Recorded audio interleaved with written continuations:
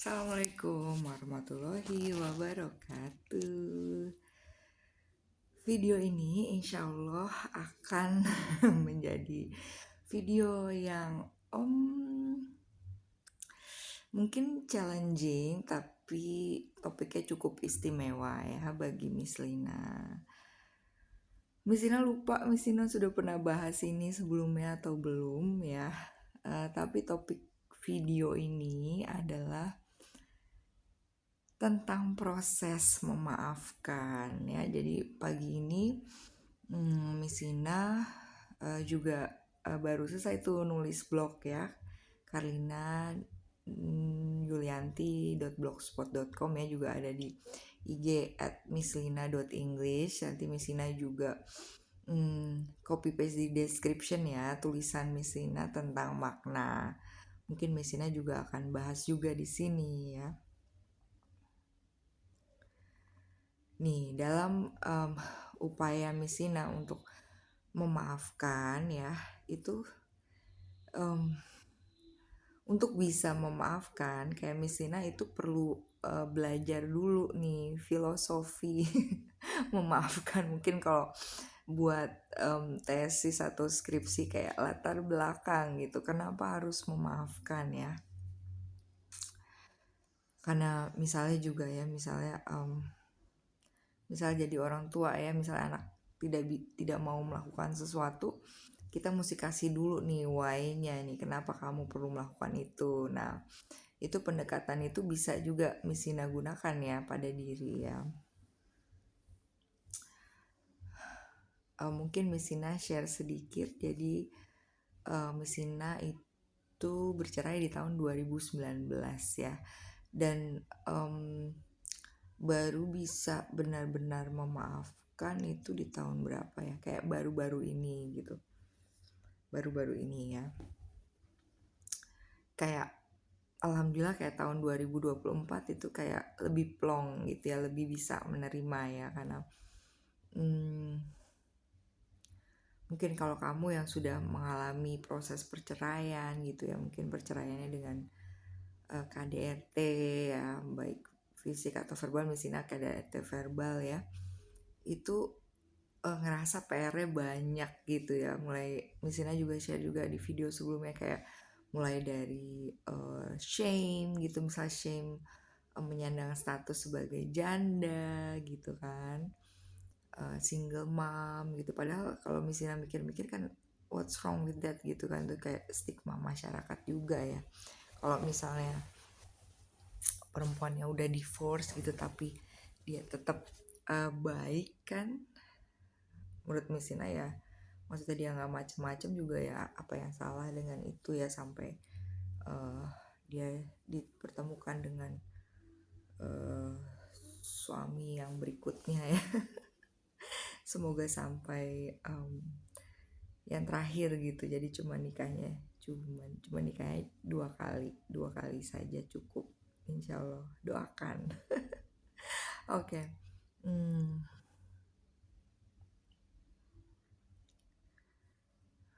Nah, dalam proses memaafkan ini yang mulai kena gitu ya alasannya ke Miss Lina itu kenapa perlu melakukan itu, karena menyadari kalau misalnya luka-luka itu tidak dilepaskan gitu ya, kayak menyalahkan orang lain ya, itu kayaknya nggak akan selesai-selesai ya. Kalau mungkin bahasanya seperti lingkaran syaiton ya, kayak menyalahkan, kesel, balik lagi, dan di hati juga nggak tenang gitu. Dan tapi itu mesti dirasakan sendiri gitu, karena misalnya udah tahu itu, misalnya tahu ya, misal kayak dulu kuliah sastra Inggris di UI, inget ada quote dari novelnya Mitch Albom ya, Mitch Albom, gimana tuh nyebutnya. Jadi dia bilang gini, intinya kayak kalau misal kamu marah, kamu tuh seperti kamu minum racun berharap orang yang kamu keselin itu yang mati, padahal enggak. If you drink poison, kayak holding anger is like drinking a poison for yourself gitu ya. Jadi kalau kamu menahan marah gitu ya, kesal itu, kamu akan membuat diri kamu nggak sehat ya, dari hal pikiran gitu ya, dari hal kayak ibaratnya kayak di pundak tuh kamu membawa barang bawaan yang berat gitu di sepanjang perjalanan kamu gitu, jadi nggak plong ya. Ini misalnya juga share di tulisan ya, waktu yang Messina trekking, Messina ngeliat kayak aliran sungai kecil-kecil gitu ya di pinggir ya, tapi sayangnya ada sampah di kanan kiri ya. Kadang Messina mikir mungkin ada hal-hal yang kurang lancar. Kalau ilmu-ilmu yang di YouTube ya, Messina masih belajar, aliran kurang lancar tuh emosi-emosi yang masih sisa-sisa kesel, marah gitu ya, sesal, yang seperti sampah gitu di pinggiran sungai yang menghambat aliran rezeki itu ya. Nanti Missina sharing ya kalau sudah berhasil. Oke. Jadi memang perlahan-lahan belajar untuk melepaskan. Dan ini juga yang Missina sadari ya, saat kayak Missina mulai memaafkan ya, misalnya menerima gitu ya. Karena ada periode dimana kayak Missina menyalahkan pola asuh, menyalahkan kurangnya pengetahuan dalam hal kehidupan gitu ya, kayak menyesali tanda kutip kebodohan ya, keputusan yang sudah diambil gitu. Itu kayak hidup tuh terasa berat gitu ya, tapi saat sudah belajar untuk menerima ya, dan bisa belajar untuk menerima itu juga dari baca-baca buku ya. Dulu misalnya tuh baca buku segambreng-gambreng dari luar negeri juga ya, yang karangan orang luar ya, tentang healing, apa tentang NPD, tentang spiritual juga gitu ya. Terus dengar YouTube ya, dengar afirmasi Marisa Peer ya, self love, baca-baca buku yang dari Indonesia juga yang cara mencintai diri sendiri. Terus ada juga buku yang Korea, cara menghargai diri sendiri ya. Dan itu prosesnya lama gitu ya buat Messina, tapi alhamdulillah kayak perlahan-lahan gitu ya mulai membaik gitu juga. Juga dikelilingi dengan teman-teman ya yang baik, kenalan yang baru, ikut kajian, jadi membaik. Dan yang Messina sadari saat Messina mulai berlatih untuk memaafkan, mulai berlatih untuk melepaskan, kayak mulai optimis lagi dalam menata impian gitu ya, mulai ada harapan lagi gitu ya, mulai bisa kembali senyum lagi, bisa kembali tertawa, kayak mulai kembali mengingat, oh ini tuh aku Carlina gitu, yang mungkin suka ketawa, suka bercanda gitu, yang mungkin sempat terlupakan gitu karena terlalu fokus ke penyesalan dari masa lalu misalnya begitu.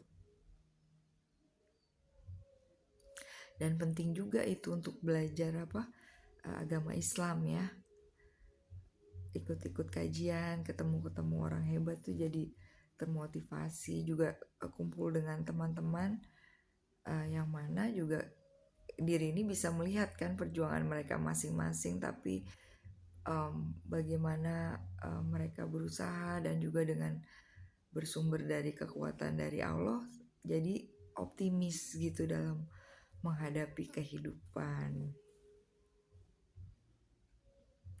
Dan juga misalnya kalau kamu ada rezeki ya, jalan-jalan gitu ya, itu juga kan kembali ke alam, itu juga bikin hati kamu senang juga gitu.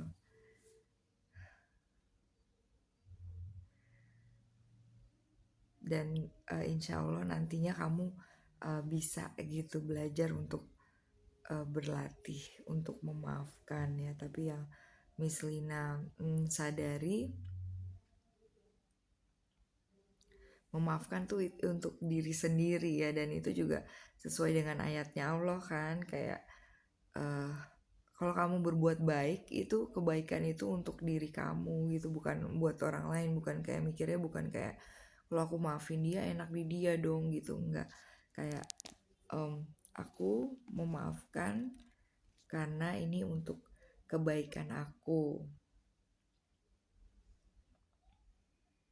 Dan juga kalau misalnya ikut kajian, dengerin YouTube tuh, pahala orang yang memaafkan itu besar loh. Jadi kalau kita memaafkan karena Allah gitu kan. Juga misalnya kalau pernah dengar kisah atau ajaran Islam yang mengatakan kamu boleh bales, misalnya orang jahat kamu bales jahat gitu, ini correct me again if I'm wrong, kamu boleh bales. Misalnya ada orang yang mukul kamu boleh bales mukul lagi. Tapi kalau kamu memaafkan, itu pahalanya akan lebih besar gitu. Jadi keutamaan memaafkan itu di situ.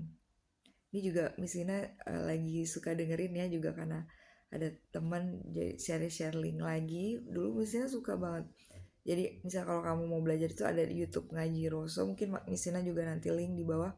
Terus ada Mbak Feby ya, jadi dia bilang, Misina lupa video yang mana, tapi kayak katanya kalau misalnya kita masih memendam marah gitu ya, marah dari masa lalu, kesal, katanya itu emosi itu masih menyala, katanya masih menyala gitu ya. Padahal itu sudah bertahun-tahun yang lalu gitu ya. Dan kalau itu masih nyala, nanti katanya ada kemungkinan itu akan terulang kembali karena polanya belum selesai gitu ya. Terus kemudian kadang Misina berpikir apa peristiwa Misina dengan tukang ojek itu yang Misina merasa dianggap sebagai objek ya. Mungkin ada di video berapa, 90 berapa ya, Misina lupa, 97 kayaknya. Apa itu karena kekesalan Misina misalnya diperlakukan sebagai objek waktu dijemputan gitu ya. Saat ada ceritanya, pokoknya ada pelecehan yang pernah Misina alami, apa itu masih menyala gitu karena Misina belum lepas gitu ya.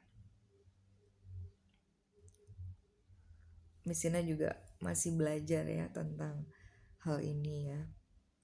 Tapi kadang kalau dipikiri, kadang kalau direnungi ya, ada gitu kaitannya. Kayak misalnya dilihat, kenapa sih misalnya ya, dua orang kakak beradik gitu misalnya, dia pola asuhnya sama gitu, tapi kenapa ada perbedaan gitu ya. Kayak kali kalau Misina ada kesempatan, Misina mau baca tuh yang buku yang Family Constellation ya, yang tentang trauma yang diturunkan gitu. Misalnya kisahnya gini, misalnya dia kayak kakak beradik tadi gitu. Misalnya yang anak pertama itu orang tuanya, misalnya kondisi orang tuanya tuh memang sedang menantikan anak itu gitu. Anak itu dinanti gitu, dan orang tua itu merasa mereka sanggup untuk mencukupi kebutuhan anak ini gitu kan.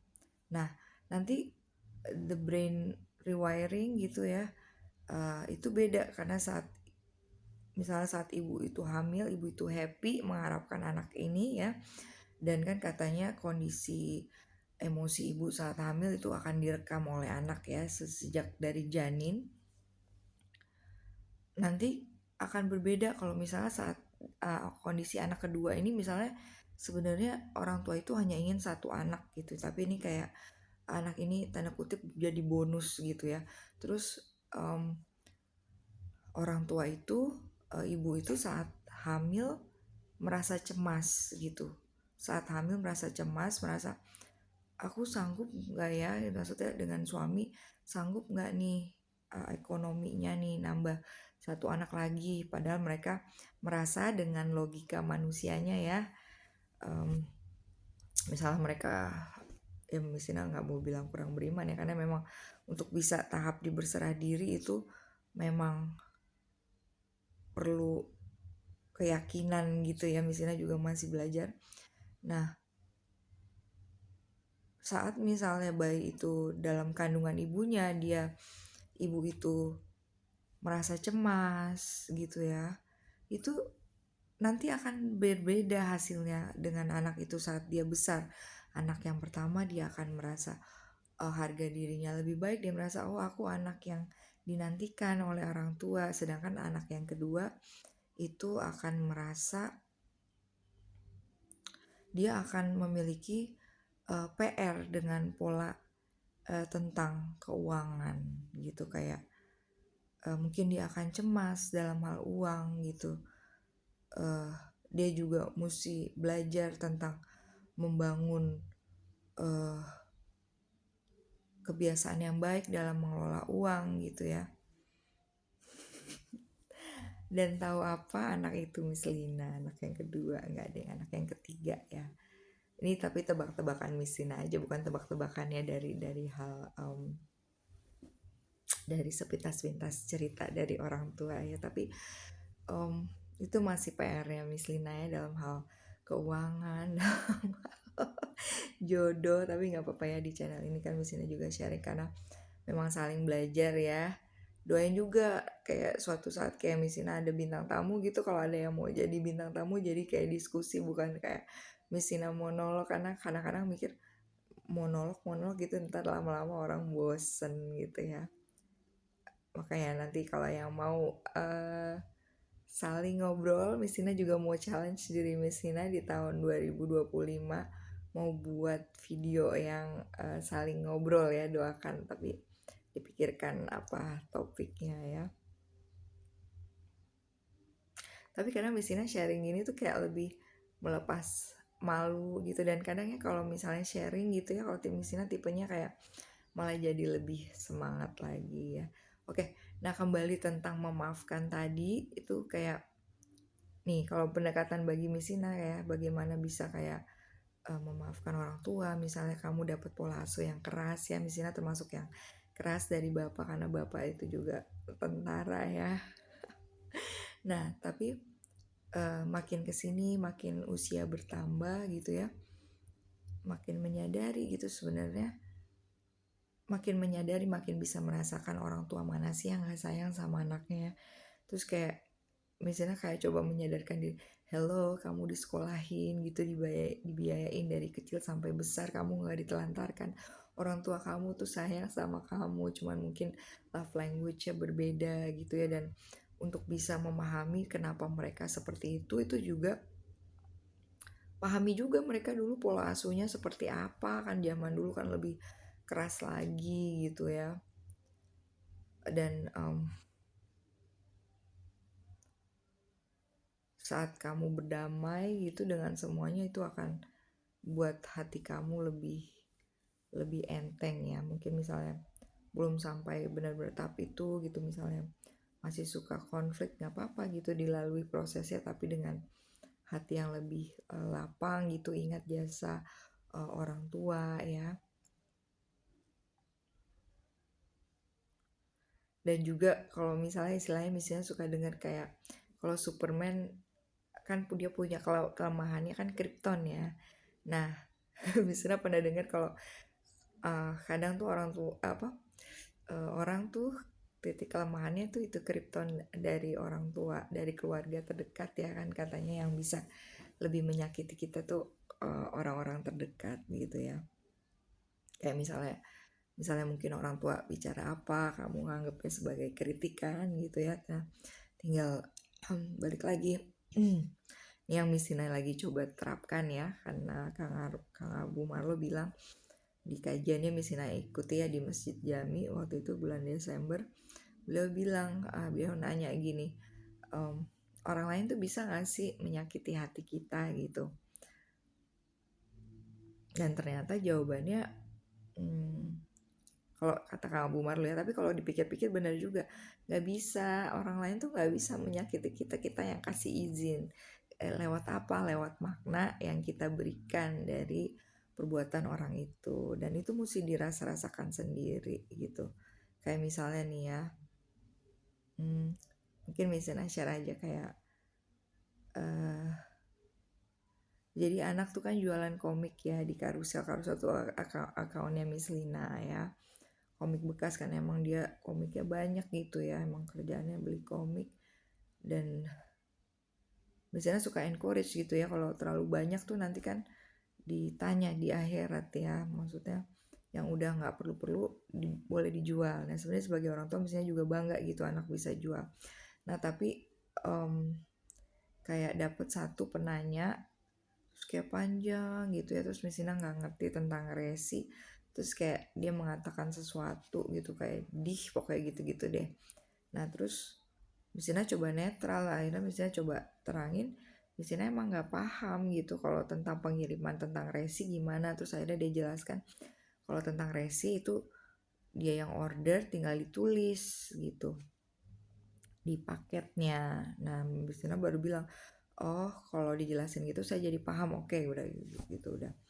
Nah tapi balik lagi kalau misalnya kayak, bahkan itu kan kalau misalnya sadari itu kan kata-kata di message ya, ternyata bukannya masa ya, ternyata ada pengaruhnya gitu ya. Dan kadang emosi juga kan nggak boleh langsung didinai ya, kayak oh enggak aku nggak apa-apa, nggak boleh gitu juga, harus dirasakan, oh iya aku merasa terganggu ya, oh dia ngomongnya kayak gitu ya gitu. Terus tapi balik lagi, oh mungkin generasinya berbeda, mungkin dia kesel juga ngejelasin tapi nih orang nggak ngerti-ngerti, tapi dari segi misalnya ya misalnya nggak paham gitu ya, ya udah. Jadi itu mulai dipraktekkan ya, direview lagi maknanya gitu. Dan kalau pendekatan mesinnya lihat lagi latar belakangnya gimana gitu, dari sudut pandang dia juga gimana gitu ya. Tapi kalau mau dapat pahala kan balik lagi dibalikin ke Allah ya, lurusin niat gitu ya. Dan mesinnya jadi ingat ya, di kajian itu Kang Abu Marlo bilangnya kan pokoknya dia bilang segala sesuatu itu bermula dan berakhir di Allah gitu. Jadi intinya kayak semua orang itu asalnya dari Allah gitu. Katanya kalau kita masih konflik sama orang, berarti kita belum paham tentang itu. Kalau kita tuh berasal dari satu sumber diciptakan oleh Allah. Mungkin itu aja. Nih lagi bikin video, ada yang telepon. Ya moga nyambung ya omongan Wisina. Thank you for listening. Assalamualaikum warahmatullahi wabarakatuh.